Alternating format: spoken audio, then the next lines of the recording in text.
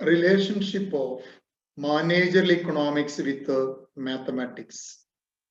Managerial economics mathematics എന്നുള്ള ബന്ധം നോക്കാം.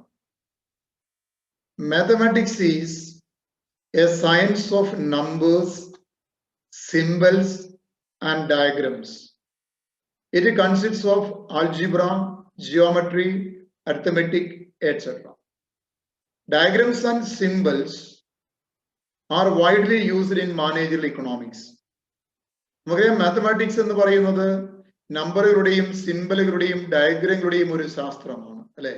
അതിനകത്ത് ആൾജിബ്ര, ജിയോമെട്രി, അരിത്മെറ്റിക് ഇവയൊക്കെ അടങ്ങിയിരിക്കുന്നു. ഡയഗ്രംസും സിംബൽസും മാനേജറിയൽ ഇക്കണോമിക്സിൽ ധാരാളമായി ഉപയോഗിക്കുന്നുണ്ട്. It is therefore argued that the use of mathematics in economic theories has made managerial economics more precise and logical. ഇന്ന് മാത്തമാറ്റിക്കൽ സങ്കേതങ്ങൾ ഇക്കണോമിക് തിയറിയിൽ കൂടുതലായി ഉപയോഗിക്കുന്നതിലൂടെ മാനേജറിയൽ ഇക്കണോമിക്സ് കൂടുതൽ ലോജിക്കലായും പ്രിസൈസ് ആയി മാറി എന്ന് നമുക്ക് പറയാൻ പറ്റും. Mathematics is used in managerial economics in estimating various economic relationships and employing them in decision making and forward planning.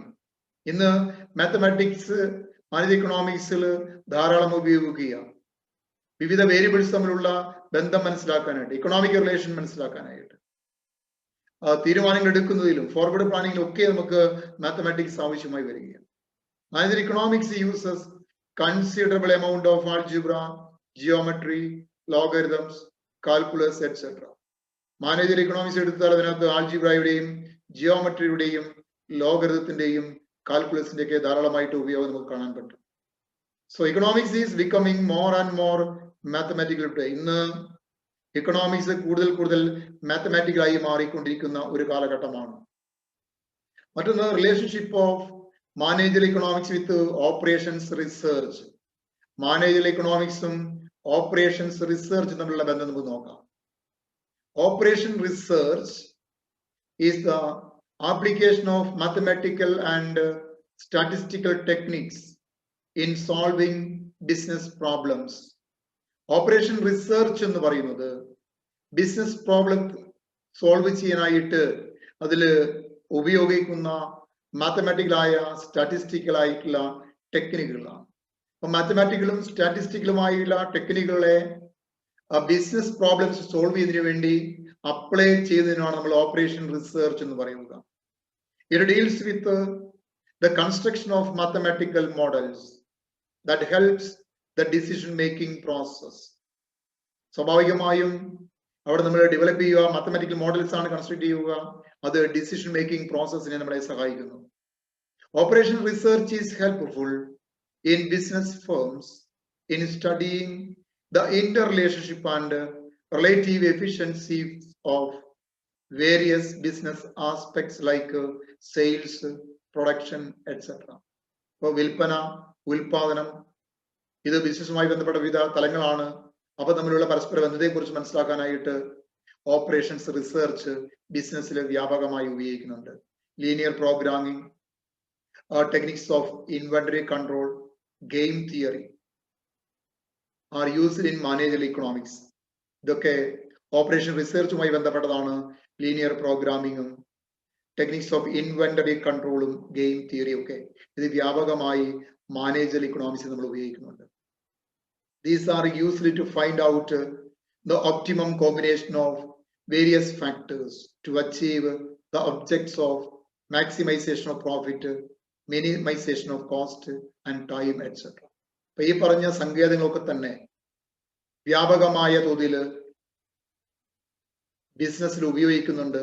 പ്രത്യേകിച്ച് പ്രോഫിറ്റ് മാക്സിമൈസ് ചെയ്യുന്നതിനും കോസ്റ്റ് മിനിമൈസ് ചെയ്യുന്നതിനും ടൈം മിനിമൈസ് ചെയ്യുന്നതിനും ഒക്കെ ആയിട്ട് ഉപയോഗിക്കുന്നു. Next relations of managerial economics with accounting ആണ്.